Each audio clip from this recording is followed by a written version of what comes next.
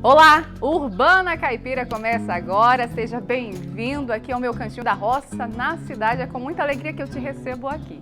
E antes de começarmos a falar dos assuntos de hoje, já te peço para ir no nosso canal do YouTube, se inscrever, deixe a sua sugestão de assunto também, seu comentário, compartilhe os vídeos também, a sua participação é muito importante e também segue a gente lá nas nossas redes sociais, Urbana Caipira e Vanessa Ferri. E agora, os destaques de hoje, vamos ver. Produção de silagem. Pesquisador da Embrapa mostra como deve ser a silagem de boa qualidade e dá dicas para evitar desperdício e garantir alimento para o gado o ano todo. Plantas medicinais. Esse é o tema do Papo Reto com o profissional em destaque. Especialista fala da importância dos cuidados ao usar. E com o meu chefe artista, a receita é centenária, é do tradicional biscoito mentira. E o Urbana Caipira começa agora.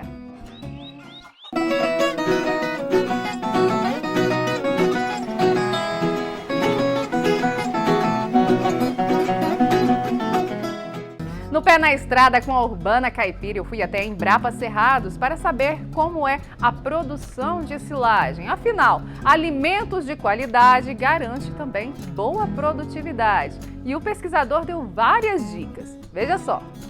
A produção de silagem é um ponto importante que o produtor deve estar atento para garantir produtividade o ano todo. Mas para se ter um alimento de qualidade para o gado, é importante também que se tenha alguns cuidados que fazem a diferença no resultado final. A silagem, nós temos vários tipos de silagem, várias plantas que podem dar origem ao processo de ensilagem.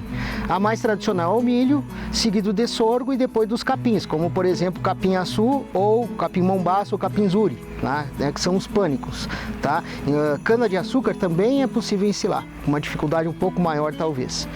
O processo de ensilagem nada mais é do que a manutenção de alimento num ambiente anaeróbico, ou seja, sem a presença de ar. Tá?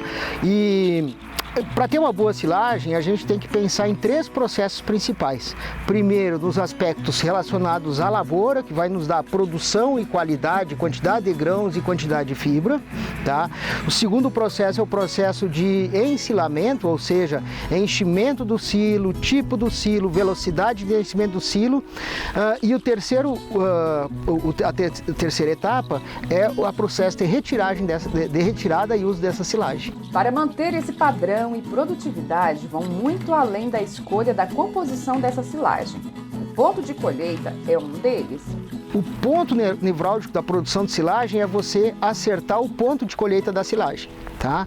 No caso do milho, a gente tem que colher o milho o ideal é colher entre 32% e 36% de matéria seca da planta. Tá? No caso do milho, se nós quebrarmos a espiga do milho pela metade, você vai ver uma linha branca entre o branco perto da espiga e o amarelo já da formação do amido. Tá? Essa linha é chamada linha do leite. Ela tem que ficar entre 2/3, entre 1/3 e 2/3 do tamanho do grão. Isso é um indicativo que aquela planta da silagem está entre 30% e 35% de matéria seca. É importante a gente ter essa linha do leite como indicativo, mas tem cultivares de leite que não respeitam a linha do leite. Então, às vezes, tem a linha do leite colocada, mas quando você for colher, a planta ou está verde demais, ou a parte vegetativa da planta já tem muito pouca, perdeu muita umidade, já está praticamente seca. Tem um ponto certo de colheita. Tem o ponto certo de colheita, então você deveria colher a planta com entre 32% e 36% de matéria seca, aceitando até de 30% até 38%. Tá? Qual que é o grande problema? Se faz essa relação entre essas 30 e 38, por quê? Porque o ideal é que se consiga maximizar a colheita da parte verde, tá? Juntamente com a colheita de grãos. Se a gente colher essa silagem muito seca, muito passando dos 35% para os 38% de matéria seca, o grão vai estar mais duro, né? E a máquina vai ter uma dificuldade maior de quebrar grão. Com isso, o grão vai entrar quase inteiro ou muito pouco quebrado dentro da silagem e esse grão de milho não vai ser digerido pelos animais e vai aparecer lá nas fezes. Ou seja, o amido do grão que deveria dar energia para os animais, né, vai ser perdido porque ele não foi digerido, porque ele não foi quebrado adequadamente. Hoje tem máquinas chamadas com o sistema cracker que consegue pegar essa silagem mais seca e quebrar esse grão. Só que tem um custo a mais na compra da silagem. Quando você colhe a silagem com o teor de umidade maior, ou seja, menor matéria seca, próximo a 30% de umidade, você quebra muito bem esses grãos, até porque esses grãos não estão totalmente formados.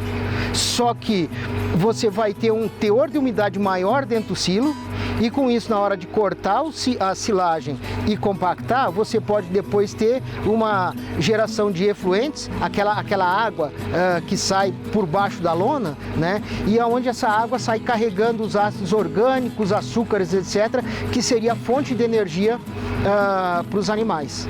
Ponto de colheita não correto, tá?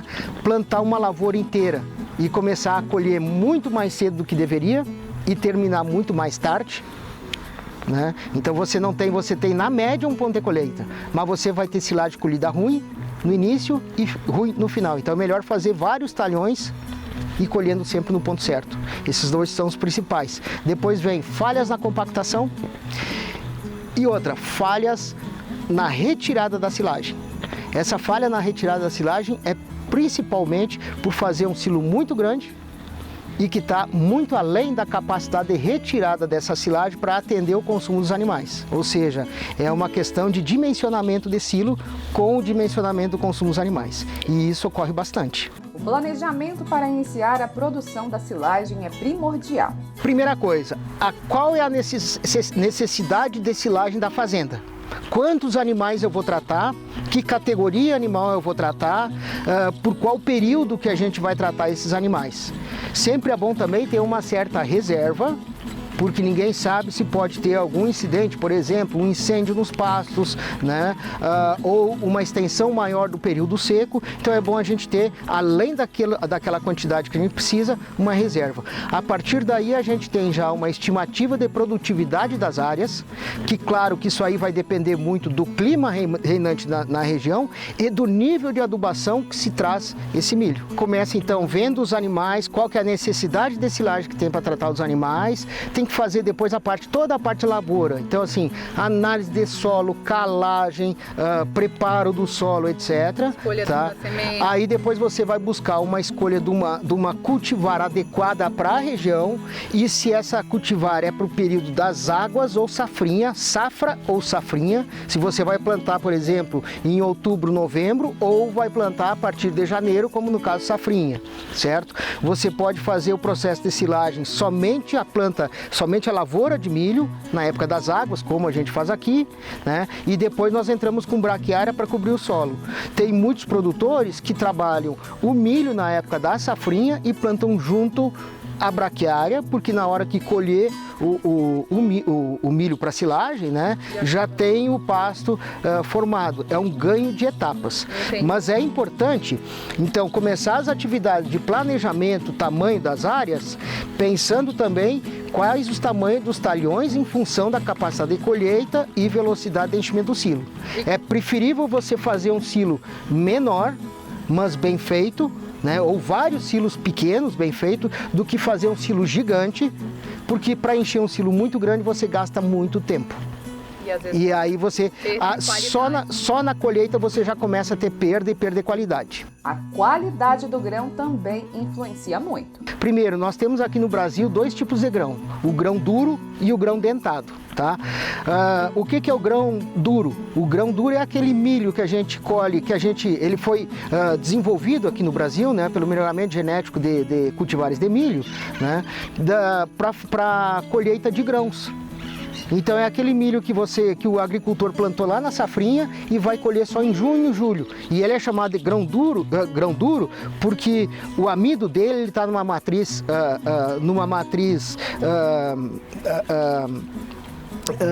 que ela fica com uma rede cristalina bastante dura e ela protege principalmente do ataque de insetos, por exemplo, caruncho, algum roedor, alguns insetos. Então, assim, ela previne danos no grão, e esse aí é grão voltado para milho grão. Pode ter esse grão para silagem? Sim, pode, mas aí a gente vai ter uma dificuldade maior de quebrar o grão para colocar na silagem. Então nós temos que, para trabalhar com esse milho, nós temos que trabalhar com a máquina, com o sistema Cracker. Aí a gente usa cultivares dentadas ou semidentadas, que ela tem uma fragilidade maior, então próprias para silagem, e esse grão tem uma friabilidade, uma capacidade de quebrar muito mais fácil, né? Com isso a gente consegue quebrar, colocar no silo e ser melhor digestível pelos animais. O tamanho do corte do grão, a regulagem na colheitadeira é um detalhe que faz a diferença na hora de alimentar o gado. Se a gente acertar ponto de colheita, o primeiro passo, então, na hora de colher é regular a colhedeira. Nós temos que pensar em duas coisas: o tamanho do picado em função da fibra, porque essa fibra lá na vaca de leite ou no gado de corte vai fazer com que esse animal rumine e produza saliva, e essa saliva tem efeito tamponante no rumen, ou seja, não deixa o pH do rumen baixar demais. Tá? Então, assim, o tamanho de partícula tem que ser tal que permita uma boa compactação e um bom consumo dos animais. Não pode ser muito longo, senão o animal seleciona e acaba rejeitando aquela partícula muito longa. E também não pode ser pequena demais, de forma a diminuir o processo de ruminação. Associado com isso, tem que ver também a quebra do grão, porque a máquina colhe num só. Se não tiver o sistema Cracker, tá? O ideal é que esse grão seja quebrado pelo menos em 4 pedaços. Outro ponto importante é em relação à compactação, distribuição da silagem no silo e a vedação da lona. Quando a gente ensila todo o material forrageiro, tá? O silo deve ser vedado, ou seja, colocar a lona o ideal é no máximo 3 dias após o início das operações. Então é muito importante a gente equacionar a nossa capacidade de colheita e o transporte e a capacidade de compactação. Por exemplo, se nós tivermos por dia a capacidade de colher 3 hectares, tá? Por dia, colher e compactar 3 hectares por dia, então o talhão da lavoura deveria ser no máximo de 9 hectares. Tá? Ou seja, em 3 dias você pega esses 9 hectares, bota debaixo da lona e veda a lona. Se não fizer esse equacionamento, o próprio material vai continuar depositado no silo, mas sem a condição anaeróbica, e a planta continua com as suas células, né? Ela continua respirando, e respirando ela está queimando carboidrato ou açúcares, né? E transformando em CO2. A compactação, então, assim, na medida que as cargas vão chegando no silo, se forma camadas com menos de 30 centímetros de altura, preferência 20, e um trator passando pelo menos 4 vezes o seu peso, 400 quilos por tonelada de compactação. Tá? Então, o trator que fica compactando é o trator mais pesado da propriedade e com pneus mais finos possíveis. Porque a pressão, se a pressão for distribuída na largura da roda, ela acaba diluindo essa pressão. Então tem que ser um trator com a roda fina, de preferência tracionado, para evitar deslocamento da silagem. A hora do uso. Bem compactado, a gente quer silagem algo em torno de 600 quilos por metro cúbico. Tá? Aqui dá para ver, ó, eu não consigo cravar meus dedos, é até difícil de tirar, né? Tirar aqui a silagem, ó. Então ela está bem compactada, o ar foi retirado aqui de dentro com bastante eficiência, né? E aqui a gente tem a silagem com um bom tamanho de picado e um bom quebramento dos grãos. Nessa daí, qual que é a composição dela? É milho? Aqui a gente tem, dentro da silagem de milho, a gente tem aqui, ó, dá para ver aqui, ó, um resto de grãos, tá? Grãos quebrados, tá? Nós temos a palha que vem da folha e o colmo triturado, né? Mais as espigas que estão trituradas. Aqui, por exemplo, a palha da espiga, que é muito difícil de cortar ela, tá? Então, assim, nós temos a espiga, o sabugo, a planta inteira do milho. Normalmente a gente corta entre 30 ou 50 centímetros de altura. E essas camadas de milho deve ser como colocada? Como que deve ser colocada essas camadas? À medida que vem as cargas, nós vamos distribuindo homogeneamente com 20 centímetros, 30 centímetros de altura para compactação. E o fechamento dessa lona é importante também, né? O recomendado é que se feche essa lona em 3 dias no máximo. Tá? Isso porque a lona, quando se fecha a lona, é que realmente vai se criar aquele ambiente anaeróbico, de forma aquelas bactérias que degradam os açúcares e formam um ácido lático, que é um ácido muito forte, né? E esse ácido lático que vai preservar essa silagem por longo tempo. Sobre os tipos de silo, o pesquisador explica quais são os mais usados. Hoje os mais utilizados no Brasil são silos desse tipo superfície. Tá? Esses silos são bastante diferentes do silo trincheira, tá? Porque que é esse silo que a gente está aqui agora, depois a gente mostra detalhes. E qual que é a grande diferença entre os dois? O silo trincheira é esse aqui, que ele diz, é uma estrutura cavada no meio de um barranco, né? Ela pode ser revestida ou não, né?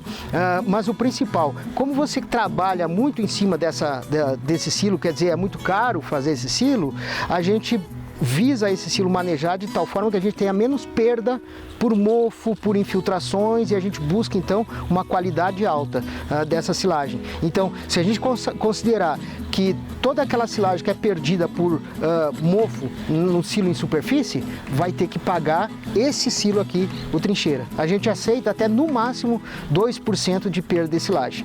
Tá?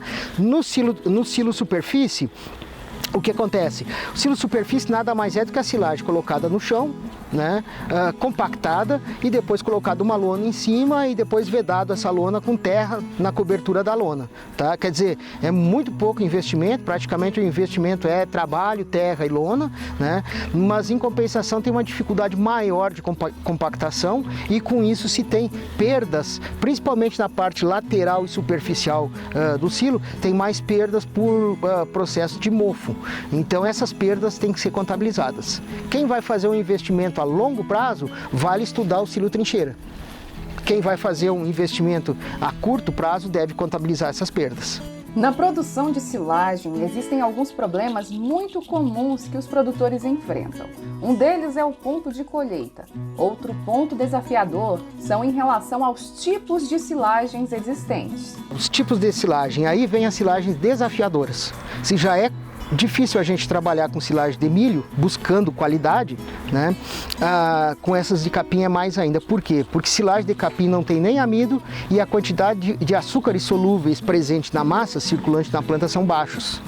E quando a gente colhe uma silagem com uma boa qualidade nutricional de capim, tá? Buscando qualidade nutricional, esse capim está muito verde, ou seja, está muito úmido.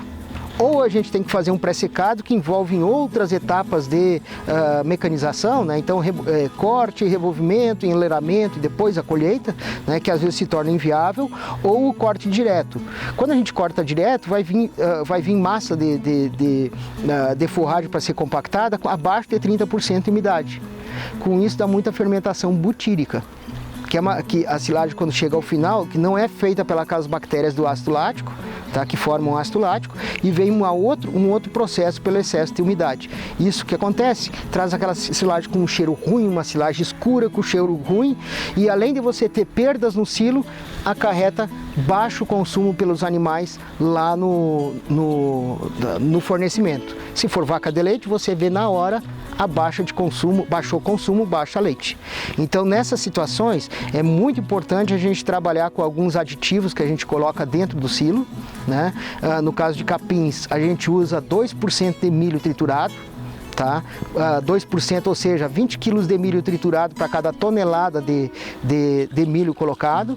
Isso, de uma certa forma, ele absorve aquela umidade, né? E esse milho já fica no meio da massa, já servindo como uma fonte energética lá para os animais que vão consumir depois, ou seja, esse milho colocado ele não é perdido.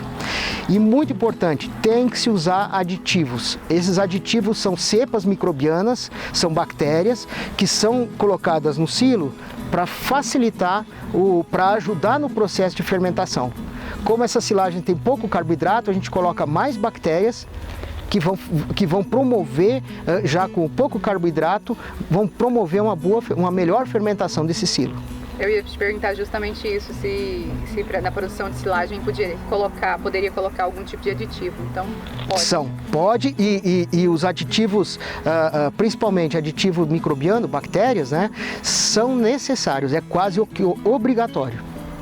Para finalizar, qual que é a dica que você deixa aí para os nossos produtores aí de silagem? A primeira coisa assim, é dimensionar bem a lavoura e dimensionar o tamanho do seu silo para um bom fornecimento dos animais. E dimensionar a lavoura de tal forma que o produtor faça diversos talhões de acordo com a capacidade de colheita dele. Tá? Segunda coisa, silagem de milho ou silagem de sorgo são extremamente boas, só que nenhuma silagem é milagrosa. Vai depender do nível de adubação, vai depender do manejo da cultura e do momento que você colheu essa silagem, principalmente no caso do milho. Para você ter uma ideia, a silagem é uma fonte de energia, tá? E energia, no caso de animal, é expresso em NDT, nutrientes digestíveis totais, e nós temos silagens de milho, na média do Brasil, que fica entre 61% e 63% de NDT, e aqui na Embrapa, com capricho, investindo em adubação, em manejo, em genética de milho, etc., e tomando todos os cuidados na hora de compactar, colher, etc., nós estamos com uma silagem de 70% NDT. O poder das ervas medicinais no tratamento de doenças é bem conhecido. Que o diga as nossas avós, que sempre tinha uma receitinha para um chazinho, para gripe, ou seja, para acalmar ou para uma dor, sempre tinha alguma receita, né? Mas é muito importante estar atento a cada tipo de erva que você vai estar utilizando para não trazer problemas maiores. E para falar sobre plantas medicinais, no nosso Papo Reto com o Profissional em Destaque, eu estou aqui com o professor, pesquisador, especialista em cultivo de plantas medicinais, mestre em produção vegetal. Eu vou até ler porque é muita coisa aqui no currículo dele, viu, gente? É bem extenso. E, além disso, pesquisador da Emater, ex-pesquisador da Emater, ele está aqui me corrigindo. Professor João Carlos Mon, seja bem-vindo, professor. Obrigado. Falar de plantas medicinais é um assunto muito amplo e que tem que ter bastante cuidado, não é mesmo? Prazeroso. Seja bem-vindo. Obrigado. Professor, me explica primeiramente o que é plantas medicinais. O que são essas plantas medicinais?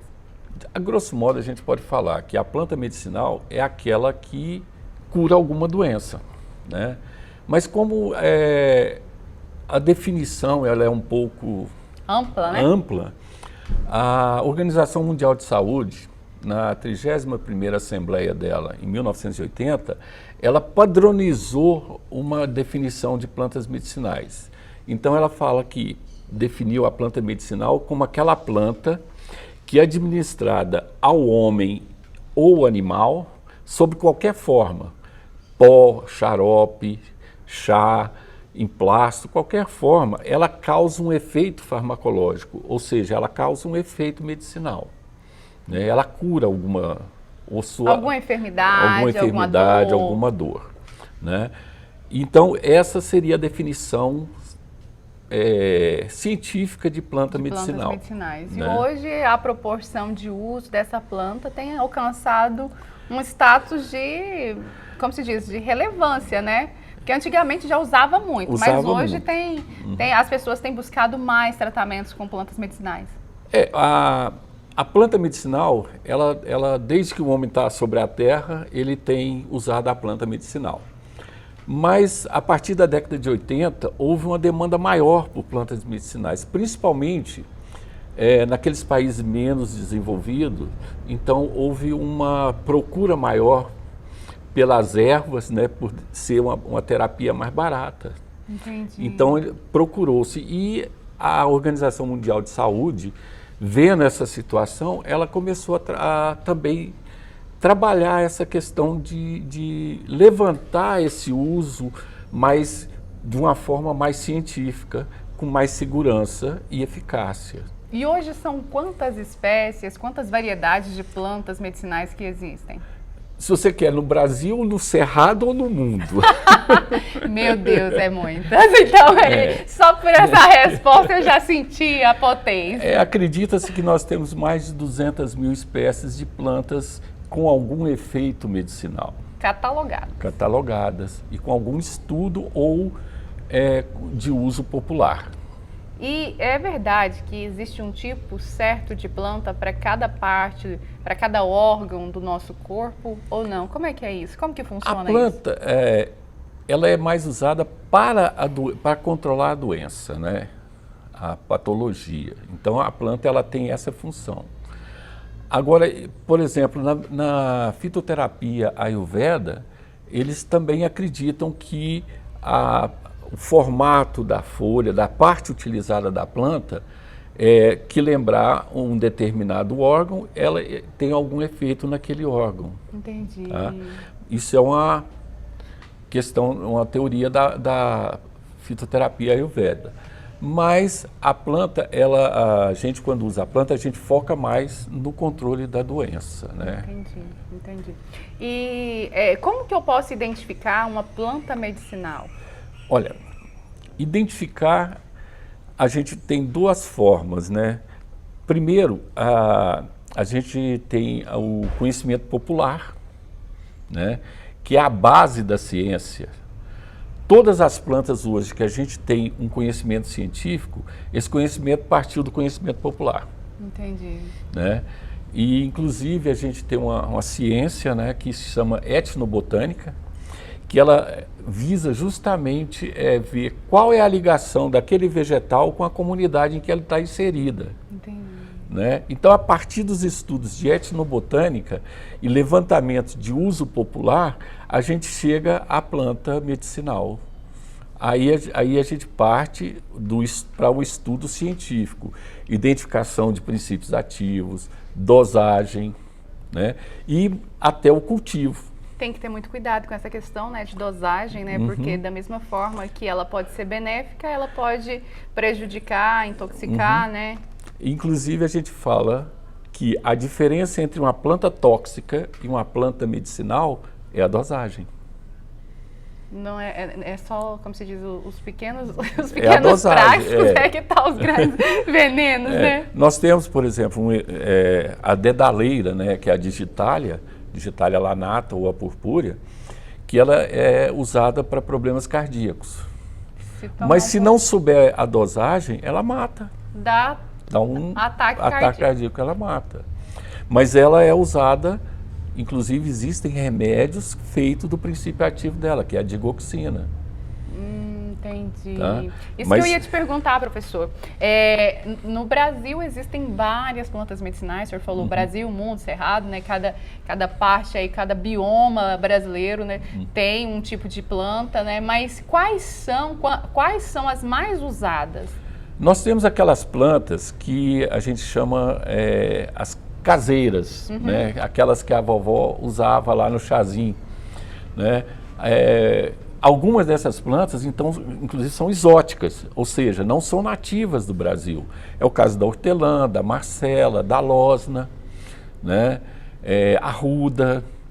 Então, são plantas exóticas, mas que têm uso popular mais difundido. E nós temos também plantas nativas do Cerrado, como a lobeira, né, que são usadas também. A mamacadela, né, a vergateza, unha de gato. A unha de gato já é da Mata Atlântica. Já é da Mata Atlântica? Da Mata Atlântica. Aí nós temos lá da Mata Atlântica também a espinheira santa, que é uma planta hoje que ela está bem estudada e já existe fitoterápicos na farmácia da espinheira santa. Entendi. Tem aquelas plantas que são utilizadas, como se diz, pela dona de casa, que dá para usar, e tem aquelas que são utilizadas pela indústria farmacêutica, né? Já como fitoterápico. E dessas que são mais usadas pelas donas de casa, quais são e para que elas servem? Por exemplo, a hortelã, né? A gente tem diversas espécies de hortelã. A mais usada que a gente tem nas casas é a hortelã de cozinha. Né? Essa hortelã, ela tem efeito digestivo, ela ajuda na digestão, ela tem um efeito para gripe, né? E ela é vermífugo. Ah! Inclusive, por que a hortelã era usada no quibe? Para tirar, sei lá, agora só me perdoa, hein? Na verdade, a hortelã, ela também muitas vezes a planta medicinal, ela se confunde com condimento. O tempero, né? Para mim era o tempero, mas ela olhando por outro lado, pode ser lá para poder nas tirar. regiões de origem dessa comida, né? Eles normalmente comiam era a carne ou de carneiro ou a carne de porco, para fazer o quibe. Então, normalmente se come cru. Poderia ter verme naquela carne. Ter verme naquela carne. Então, colocava-se hortelã para controlar o verme e ajudar a digestão da carne, que a gente sabe que a carne ela tem uma digestão mais difícil. Então, usava. Os condimentos, na sua maioria, eles são usados para isso. É o caso da alfavaca. Alfavaca, tem também manjericão. Então, eles têm essa ação digestiva, mas tem uma ação antigripal, né? E tempero. Né? É o caso do alho. O alho é um remedão, né?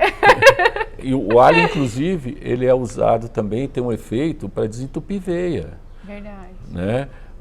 Por exemplo, o açafrão, esse açafrão da terra, né?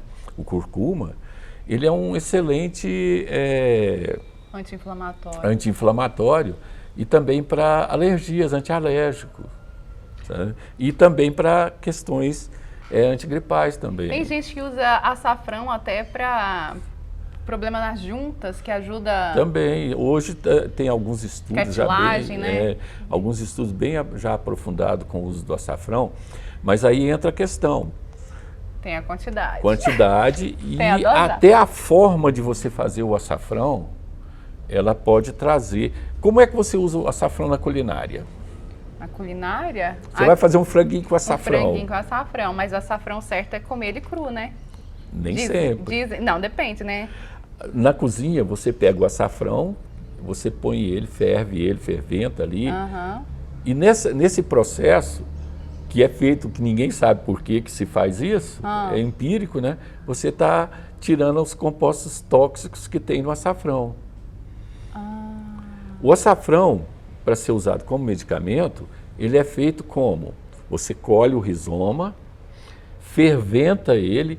Na Índia, inclusive, os médicos da Ayurveda lá, ferventam ele no leite. Eu já ouvi falar. Ferventam no leite. A raiz do açafrão, né? Aquela raizinha dele a gente chama rizoma. Rizoma. Então, esse processo ferventar, ele retira, através de volatilização, os princípios tóxicos do açafrão. Aí você pode tomar ele tranquilo. Mas aí ferventou, aquela água despreza. É descartada. Descarta, e aí... Aí você põe ele para secar e faz o pó. Então é um processo diferente do que é feito aqui, porque geralmente aqui... Eu já acompanhei alguns processos de fabricação do açafrão, colhe o açafrão, lava, descasca, rala, seca e depois tritura para ficar aquele pozinho. Então não é o para medicamento, não seria o ideal. Seria para culinária. Culinária, porque na culinária você ferve ele. Né? Então, para tomar ele in natura... Aí você tem que fazer esse processo. Todas as farmácias aqui de manipulação que trabalham com fitoterápicos, elas fazem esse processo. No Cremic, né, lá é feito esse processo de ferventar o açafrão para poder... Mais uma dica aí, gente, ó, pega essa dica, pega essa visão. Né? Esse é um dos mais conhecidos pela dona de casa, né? Esses que o senhor falou. E aqueles que são mais para a indústria? Quais são? Um exemplo só. A própria espinheira santa. Espinheira santa. Que é para quê? Ela é para gastrite. Úlcera gástrica também. Inclusive a espinheira santa, ela foi um dos remédios que teve há uns anos atrás, o Ministério da Saúde elencou algumas plantas para ser feito o estudo. Através da antiga Central de Medicamentos, elencou algumas plantas para que fosse feito todo o estudo delas, para que elas fossem transformadas em fitoterápico. E dentre essas plantas estava a espinheira santa, porque ela é muito usada no sul. Entendi. Estava o quebra-pedra. Então, a espinheira... Quebra-pedra é pro rim. É. Eu tô sabendo. Não só para os rins, ele é um anti-inflamatório. É o Instituto de Pesquisa da Amazônia, né? Eles estão trabalhando hoje com a planta nativa da Amazônia, que é o carajuru. Eles estão vendo toda a parte fitoquímica dele, né? E vendo as indicações dele, se batem com a medicina popular. E o carajuru era usado pelos índios da Amazônia para fazer uma tinta vermelha. Ferve-se a folha do carajuru e ele solta essa tinta vermelha, né? Que eles usavam para tingir artesanato, essas coisas. E tem a ação medicinal dele também.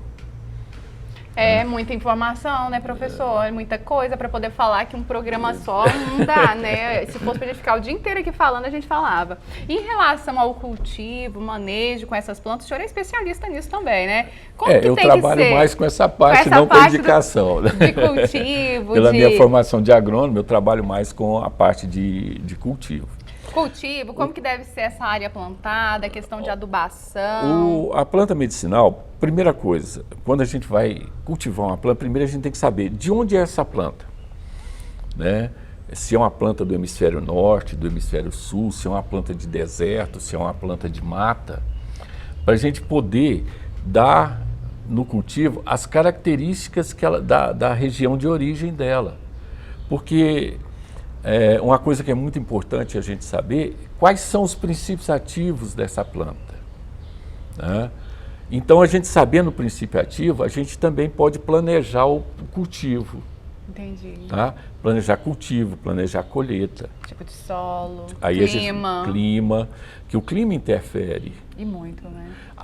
Porque o que é o princípio ativo da planta? O princípio ativo, a planta, normalmente o vegetal, ele tem dois metabolismos, que a gente chama.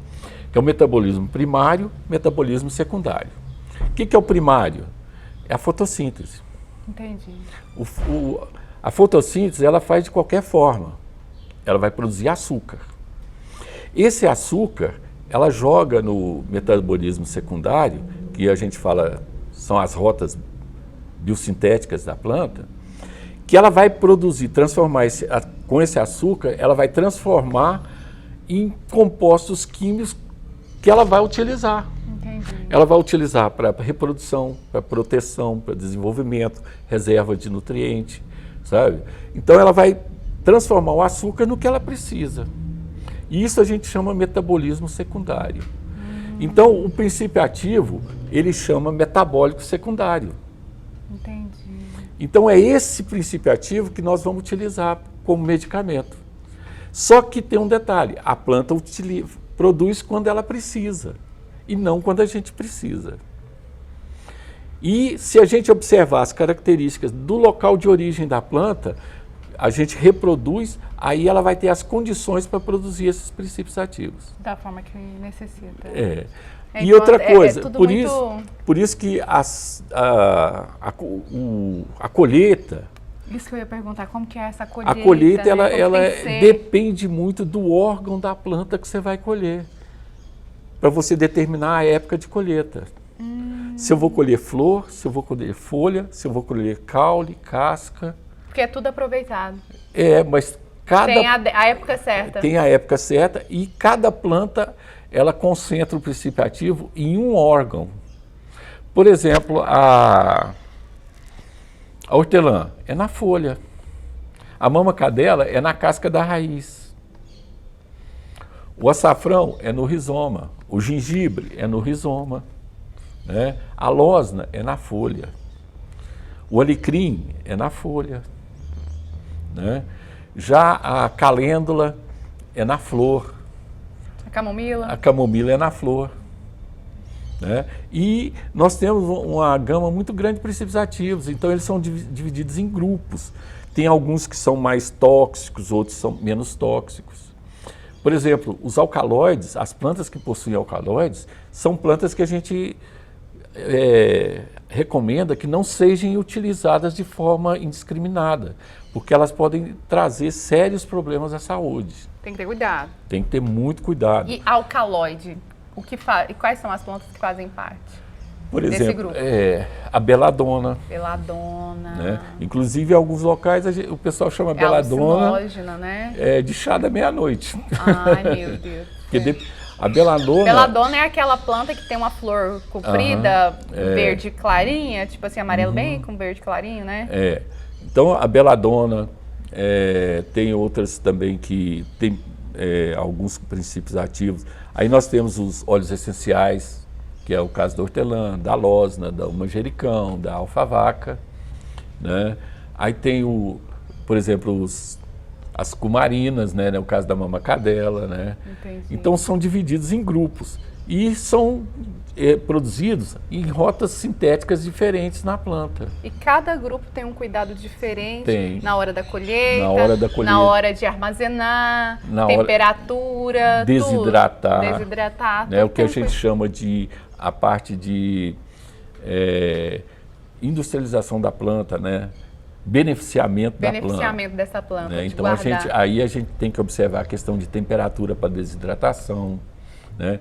E voltando àquela pergunta que você me fez do cultivo, a gente tem que levar em conta a questão do clima, a época de plantio, cada planta tem uma época de plantio diferente, uma forma de cultivo diferente. Agora, existem algumas questões que elas são gerais, é o caso, por exemplo, da adubação que você perguntou. A planta medicinal, a gente trabalha principalmente com adubação orgânica, porque as adubações químicas, né, elas podem provocar alguma influência no princípio ativo. A planta deixa de produzir porque ela tem todas as condições, aí ela deixa de produzir ou produz em menor escala, sabe? A questão do controle de pragas, a gente trabalha com controle de pragas mais natural, a gente não usa defensivos químicos, que isso pode, porque a gente tem que prejudicar a produção e também quem vai observar a planta, né? Porque nós estamos produzindo remédio. Exatamente, né? Então tem que ter esse cuidado. Então a gente tem toda essa questão no cultivo.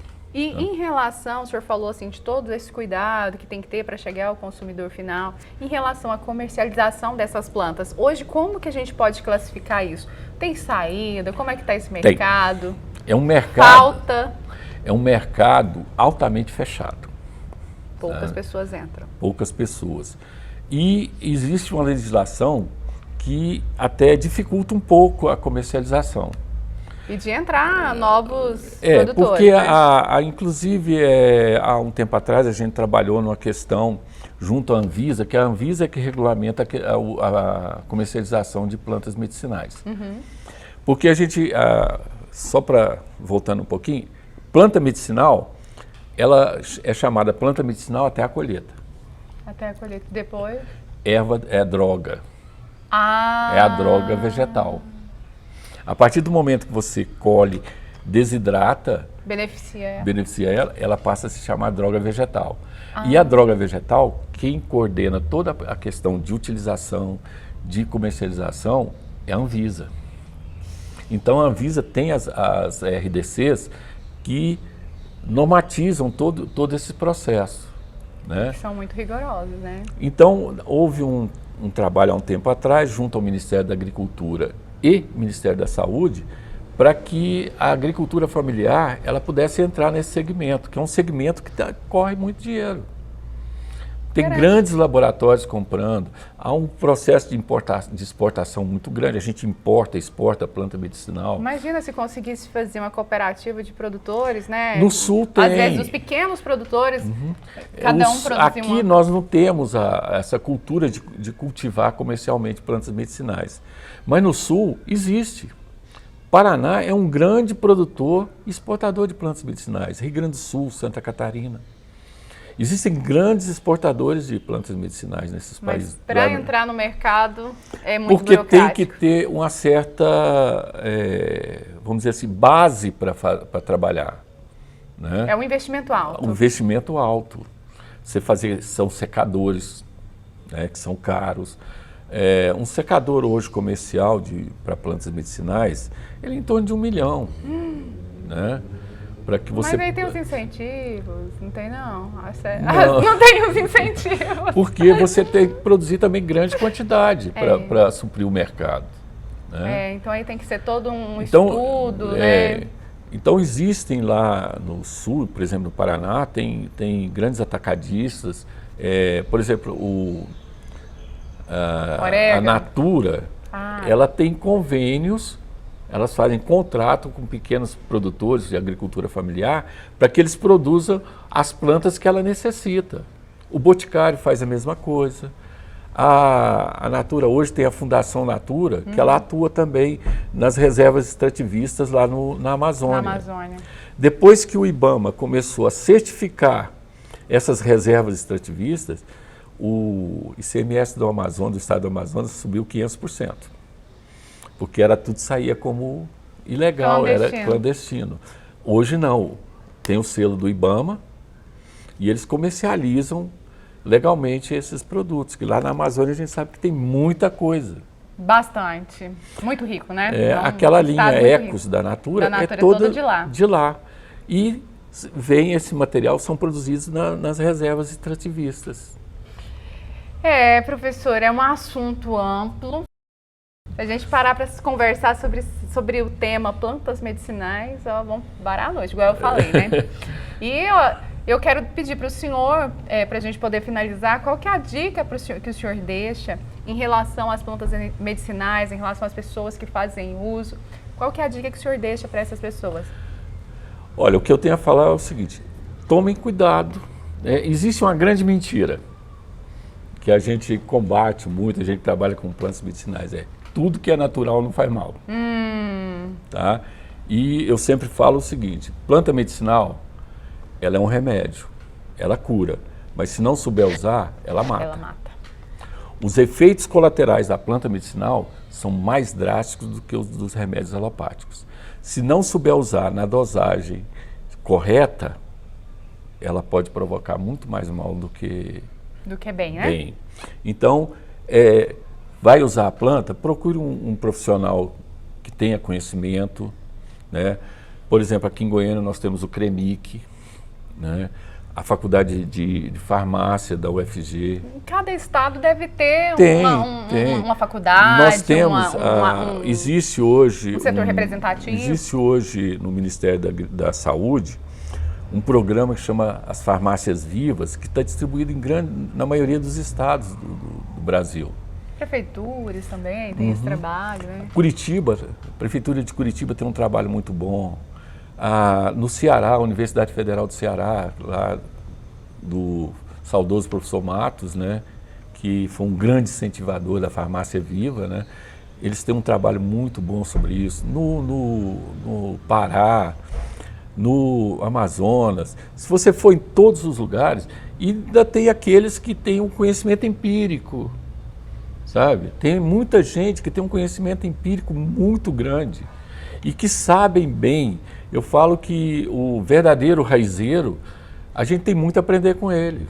Com certeza. Sabe? O verdadeiro raizeiro. Não esse que eu brinco que...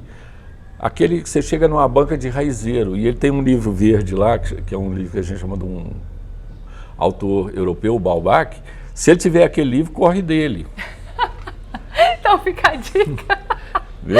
Mas aquele raizeiro que não tem o livro do Balzac, mas que ele sabe a planta, que ele identifica a planta, é outra coisa importante. Identificar corretamente a planta. Para a gente trabalhar com planta medicinal, a gente tem que saber a identificação botânica. Esse que é o importante, identificação botânica, porque nome comum varia de local para local. Então, identificação correta da planta e cuidado na hora de utilizar. Essa é mais uma dica aqui do Papo Reto com o Profissional em Destaque. Estou aqui com o professor João Carlos Mon, pesquisador também, né? Especialista aí no mundo vegetal. A gente vai falar assim, né, professor? E a gente vai ficando por aqui. Professor, muito obrigada pela participação, por contribuir com o seu conhecimento, trazer mais conhecimento para todos os nossos telespectadores, espectadores, ouvintes, quem está nos acompanhando. Muito obrigada pela participação. Eu que agradeço a oportunidade. Estamos sempre à disposição aí. A gente fica feliz. Tá? E para você que está acompanhando Urbana Caipira, peço a você que se inscreva no nosso canal. Tem também as nossas redes sociais, Vanessa Ferri e Urbana Caipira, Instagram e Facebook. E se você quer deixar alguma sugestão de assunto, vai lá. Vai também no nosso canal do YouTube, deixe a sua sugestão, compartilhe esse vídeo que também é um assunto muito pertinente, né? E a gente está aqui esperando vocês. Até a próxima. Vamos para o próximo assunto agora. No quadro Meu Chefe é Artista, a receita é histórica. Fez parte da vida de muitos avós e jovens adultos de hoje. Nas fazendas era um lanche e tanto. Uma receita prática, fácil, rápida e parece até mentira, viu? Mas não é não. Ela tem mais de 100 anos. Então veja só. A história desse biscoito que vamos ensinar hoje se confunde com a história de muitos brasileiros que moravam na zona rural, nas fazendas. É um biscoito típico goiano e mineiro.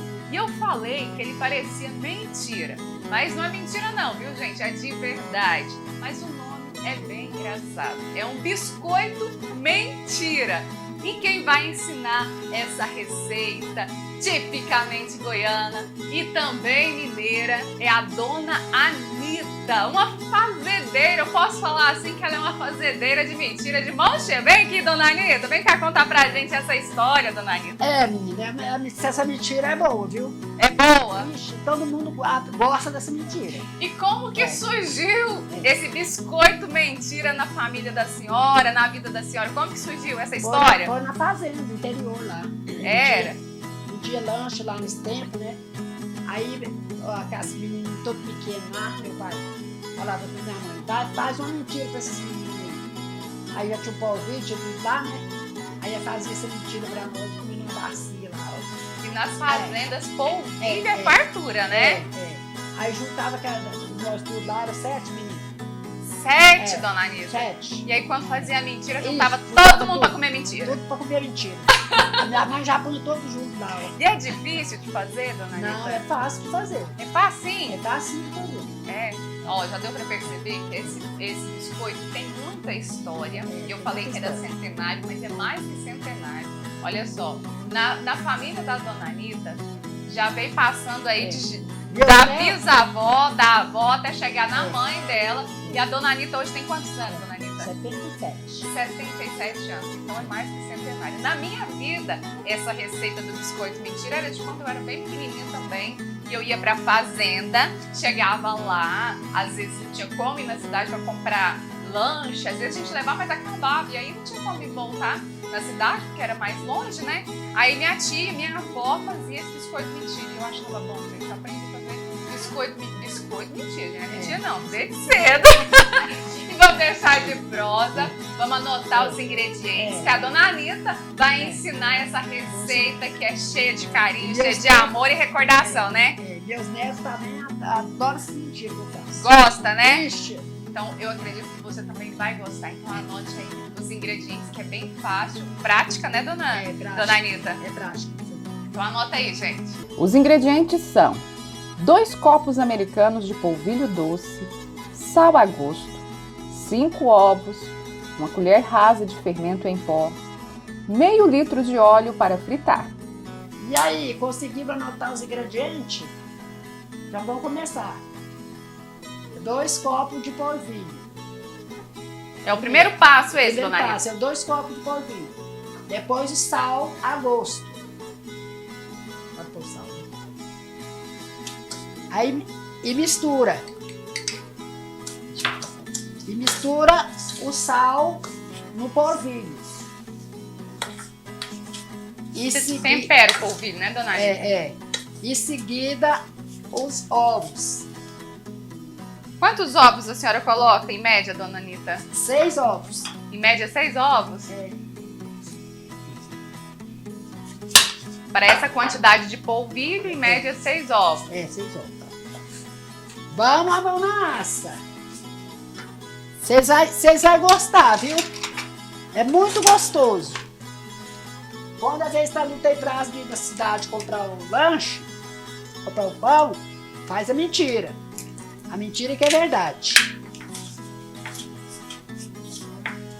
Essa é antiga, é centenária. É do tempo da minha bisavó, da minha avó, e passou para minha mãe. Da minha mãe passou para a filha dela, que sou eu. Vamos pôr os ovos. Vamos misturar. Vai colocando o ovo até dar o ponto. É, o ovo até dar o ponto.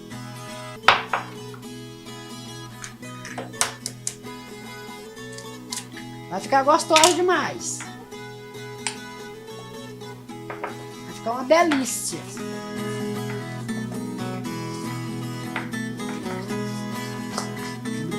Então não vai precisar colocar os 6. Não, acho que vai não. Vou ficar com mola aí.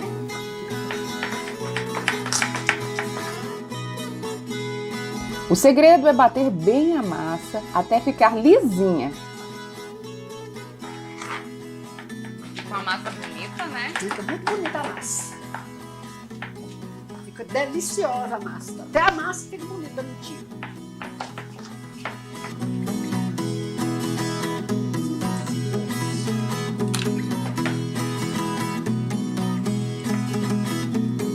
É uma receita bem caipira, né, dona É Anitta? bem caipira. Bem caipira mesmo. Isso é do interior, fazenda.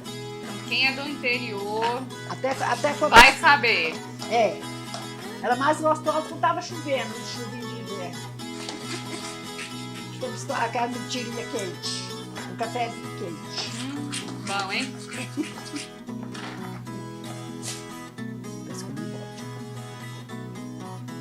Aí agora só vai acrescentar um pouquinho de polvilho, porque ficou... Ficou bem mole.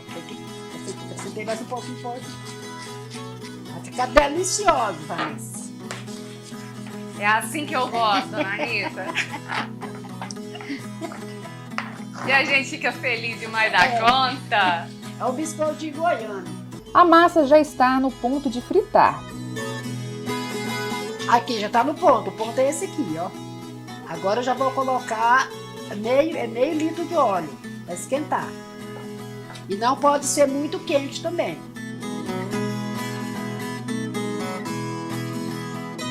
Deixe o óleo esquentar por mais ou menos 5 minutos.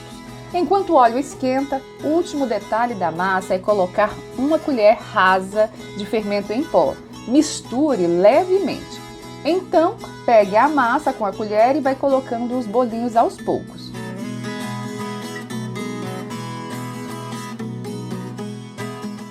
Biscoitos fritos, agora é colocar a próxima remessa. Mas para isso é importante lembrar de tirar a panela do fogo para não esquentar muito e colocar mais massa para fritar.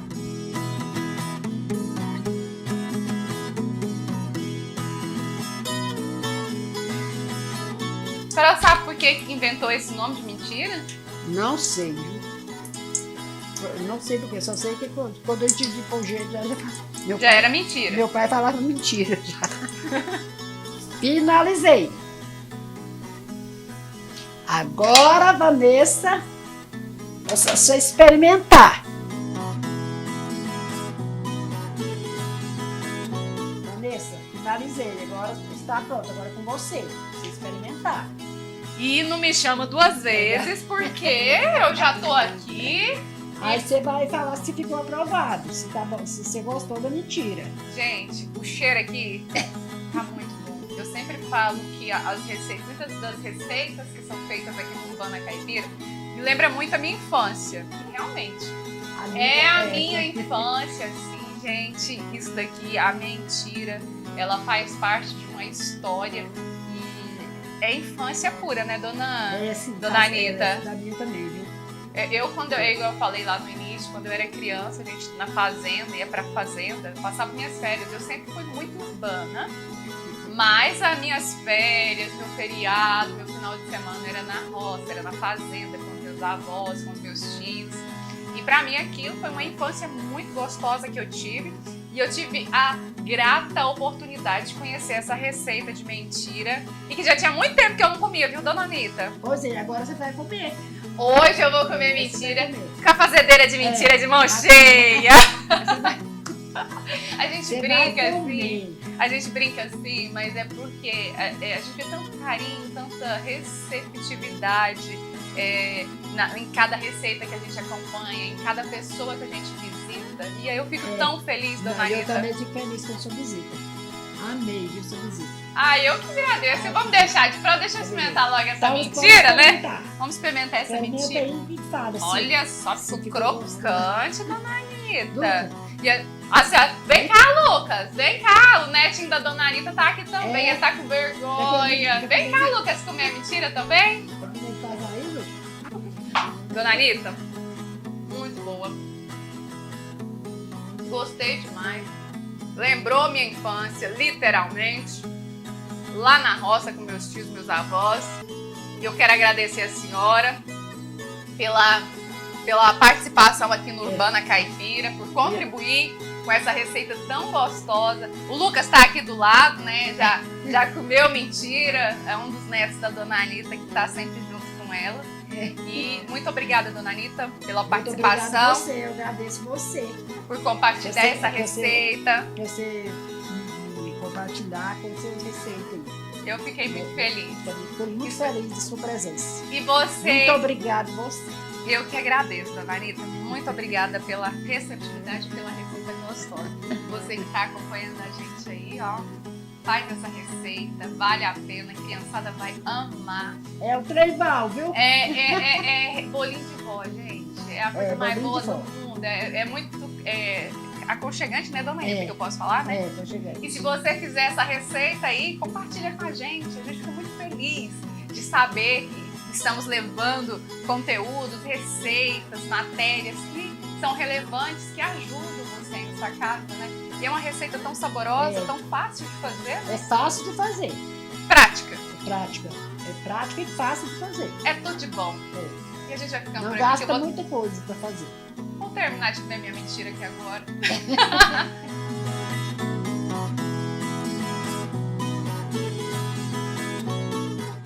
Essa é uma receita que conta um pouquinho da nossa história. E lembra também muito a infância, tem sabor de infância, não é mesmo? Sei que muitos de vocês aí vão lembrar, outros não sabem nem o que é um biscoito mentira, mas é um biscoito muito prático, fácil e, como eu disse, exala cultura, não é mesmo, gente? Espero que você tenha gostado e se você fizer essa receita aí na sua casa, compartilha com a gente. Você viu que é fácil de fazer e muito gostosa. Para o lanche da tarde, então, nem se fala. E o Urbana Caipira vai ficando por aqui. Agradeço a sua participação, que é muito importante para a gente. Continue mandando mensagens, compartilhando os nossos vídeos, deixando o seu like também, que é muito importante. Segue a gente nas nossas redes sociais, Urbana Caipira e Vanessa Ferri, tanto no Instagram quanto no Facebook. Se inscreva no nosso canal do YouTube. Muito obrigada, agradeço a cada colaborador que contribui para que esse trabalho que a gente faz chegue até vocês. E também aos nossos apoiadores, quero agradecer ao Guilherme também, da Contabilidade Fênix. Um abraço para você, Guilherme, muito obrigada pela participação, pela contribuição aqui com o nosso trabalho. E o Urbana Caipira vai ficando por aqui, até a próxima.